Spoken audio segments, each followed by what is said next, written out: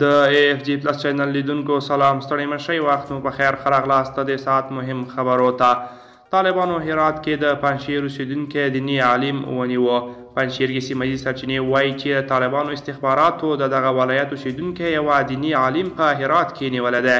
یوه باوري سرچینه شنبه د زمري په 18 میاشتې ورځپاڼې ته وایي چې طالبانو د پنجشیر ولایت د درې ولسوالۍ اوسیدونکی مولوي ملک په هرات کې نیولی او له ځانه سره یې بیولی دی.